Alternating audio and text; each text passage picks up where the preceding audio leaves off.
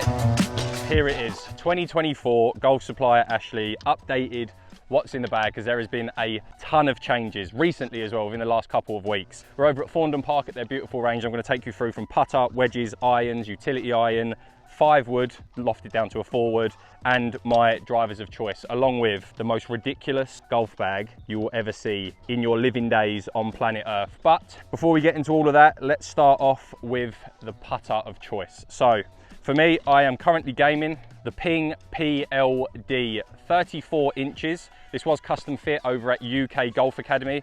It is a Answer style putter. It's an Answer 2. What that means basically is it's the blade, it's the traditional version look. I've got, I think it's called the bottleneck on this. But yeah, 34 inches, all black, absolutely everything. On the back, I only have the sight line on the sort of blade, the back shallow blade of it. I don't have any dot or anything like that. We found in my fitting that I actually align better with no alignment aid on the top, but this is the thing that gets swapped out of my bag all the time. Currently at home, I've got a PLD, a Labmez Max, a Toulon Vegas, a Even Roll, and I might be missing one. But at the moment, the current gamer in the bag is the Ping Answer PLD 2, but I've really got my eyes on the Odyssey Jailbird Cruiser. So if anyone can get their hands on an Odyssey Jailbird Cruiser for me, 38 inches one, the one with the big grip, that is what I really want to be gaming in the putter section of my bag at the minute. But for now, we're on the PLD. Let's move to the wedges. I have gone for the Titleist SM10s in the raw finish. Now, myself and Westy were lucky enough to go down to St Ives in Cambridge, Titleist Fitting Centre, where Savage and all of the team looked after us and fit us into the SM10. So a quick spec breakdown for you. I've got a 60 degree, which has all the custom bokeh on it. It says no ratters, which actually in my game, I've actually got rid of the ratters. I'm not really much of the ratsman anymore. But 60 degree, 12 degrees of bounce in a D grind. I then move into a 54 degree wedge, which is stamped up with my L's bells with some love hearts. That is also a 12 degree D grind. We then move into the 50 degree. That is 12 degrees of bounce in an F grind. That has got stamped up just the GS sort of, I think they call it the dancing. So where the letters sort of like bounce all over the place. That is my 50 degree. And then finally, I use a specialty pitching wedge, an SM10 pitching wedge. So 46 degrees, and that is in 10 degrees of bounce and in an F grind. So what you usually find when you go for your wedge fittings, most people will have more bounce in their higher lofted clubs. So 60 and 54, just because you're using them for more versatile shots. So you want a little bit more bounce, prevent the leading edge from digging into the floor. And then the grind is just really up to how you deliver the golf club. And then you'll move usually into less bounce and a slightly different grind, usually F grind in the SM10s or in the SM range, the Vokey range, because they're more aimed at full shots. But let's dive into the newest addition in my golf bag, and that is the irons. But I'm on a bit of a quest this year in my golf bag, and I'm sort of not compromising looks, that's the wrong term for it, because I do prefer looking down on the shape of a blade, a less intrusive iron. But Mizuno recently come out with their new 245s, and we were lucky enough to go down to Bearwood Lakes to get fit for these. So I've gone for a full set of 4 down to 9 iron in the Mizuno 245 irons. Now these have been fit with KBS money shafts, C-tapers in 130 grams. And Joe was kind enough, Joe's the guy who works on the Mizuno tour truck, Joe was kind enough to actually put the black edition shafts in these. So as far as looks go with a golf club, these are absolutely ridiculous. I mean, I don't think you get much better. And what I like about these is at address and behind the ball, they don't look like hollow-headed construction irons. Whereas when you use like TaylorMade P790s or some of the other options on the market, they look like a real big game improvement head, where these, they're actually quite a compact looking iron. Now they've obviously got a little bit of a thicker line on top than what you would have in the T100s or an MC iron or something like that. But as far as forgiveness goes and off-centered hits, these are so well performing compared to other irons that I've hit. They're an absolute piss take. What is a piss take is the driving iron I've got in my bag at the minute. This thing is arguably one of the best clubs I've ever used. And what I am talking about is the Titleist U505 driving iron. Now I've got this in a 3 iron. My only criticism of this club is how chrome it is. The whole club is the most chrome you'll ever see. There's no matte on it, everything is completely chrome. And it's just from a reflection basis. You're not gonna have any problems in the winter. In the summer, sometimes when you're standing over the ball and you've got the sun beaming down in a certain direction, this thing shines like seriously shines. In this I have the Tour AD graphite design extra stiff IZ95 hybrid shaft comboed with this head. Genuinely, it's high launch, it's low spin, it's super forgiving. It's on the chunky side, you can see from the sole, like it's definitely not a small profile head, and even the top line, you've got a lot of club head down there, but it comes off like an absolute rocket. You can tow it, you can heel it. This has been an absolute game changer for me, and just getting it off the tee and still getting out there at about 235, 240 consistently. Usually with a driving iron, you'd only really want to hit it off of a tee. With this, the profile, the way it sits, I'm not too sure why, it sits really low to the floor. So even when you're hitting it off the deck, it still sits and it looks easy enough to hit, not off of a tee. I've always really steered away from hitting driving irons apart from when I'm on the tee box. With this, I feel like I can hit it anywhere, out of the rough, out of the fairway, off the floor, off of a tee. It's really, really good. One more.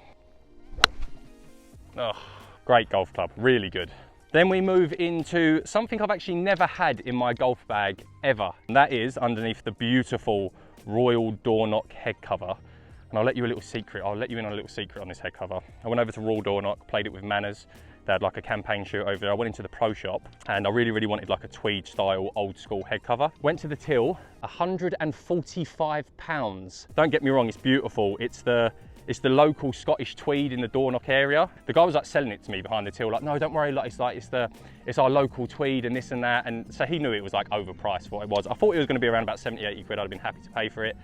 £145. So this, you better believe this is gonna stay on my woods for the rest of my golfing life. But underneath this, we have the Mizuno STZ 5-wood, dropped down in loft from 18 degrees to 16.5. So it is playing as a 4-wood. Now, story behind this one, as you can see from my wedges, I've got no ratters on there. I do not like seeing any golf club sit toe in at address. It kills me. If anything sits toe in, I feel like I'm gonna hit it off the planet left. What the STZ range does with the Mizuno line is it's more of a fade bias driver. So at address, the club face will sit a little bit more to what my eye would be open. It promotes more of a left to right bias shot. I've got a Ventus Blue 7X shaft in this, set to low to bring it down. But what's nice about this is, and the reason I've went into a 4-wood, not a 5-wood or a 3-wood, one, for the gap in, I'll hit this about 250 in the air, 255, but two, it is for the launch. It's to get the ball up in the air, and this is what this Ventus Blue shaft helps me do. It helps me launch it. I can hit this into greens, whereas I've always found with my 3-woods or my fairway woods in the past, they're great off of the tee, but if I'm trying to hit them into the greens, they come in way too low and they're never gonna stop. With this 4-wood, I can feel like I can hit it into orbit. This has been, arguably, it's been in the bag for a couple of weeks now. It's been one of my favorite clubs to use so far. And it's around about that 250 carry number, which is just perfect.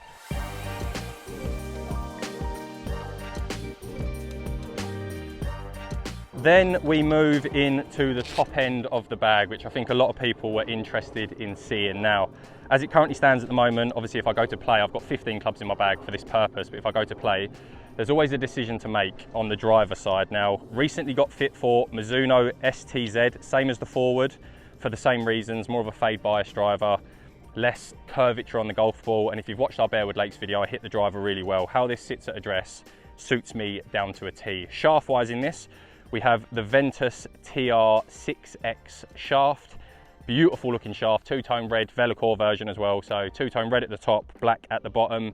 Profile on this, if you're interested in maybe just buying a new shaft for your current driver, the Ventus TR Red is a stiff mid to butt section, but it's got a soft tip.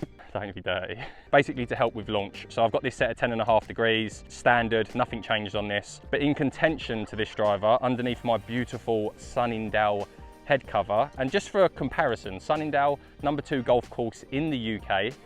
I'll quickly pause the video and take a guess. How much do you think I pay for this head cover in comparison to Door Knock's head cover? 5, 4, 3, 2, 1. Sunningdale was in the sale at £55 for a driver head cover. And I think that's fantastic value for money. It's a leather head cover rather than a tweed head cover. You've got the Sunningdale logo on the top. You've got Sunningdale written in the side. And I got it in this really nice, like, military green color. But underneath that is, of course, the Ping G430 Max.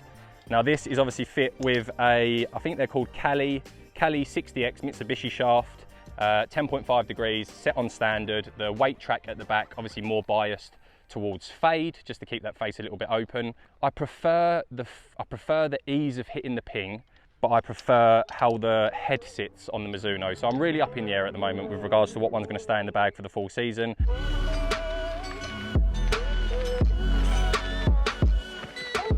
MALBON pencil bag, all leather, MALBON logo down the side.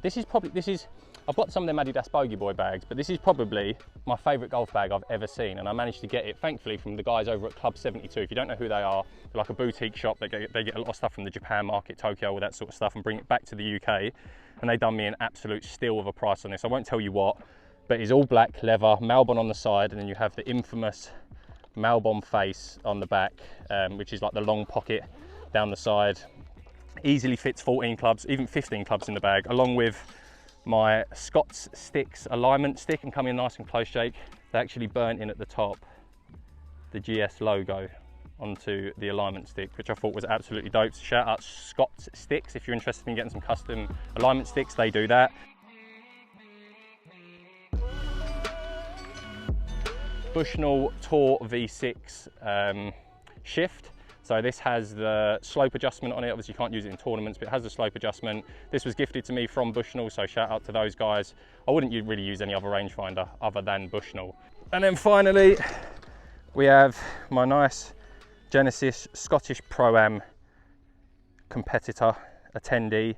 Hopefully we get to do that again this year. And I'm using the Titleist Pro V1 in my bag. I got a ball fit in. It was at between that and an AVX and a Pro V1, and I ended up in Pro V1. So subscribe to the channel. Hope you've enjoyed the What's in the Bag. We're the Golf Supply.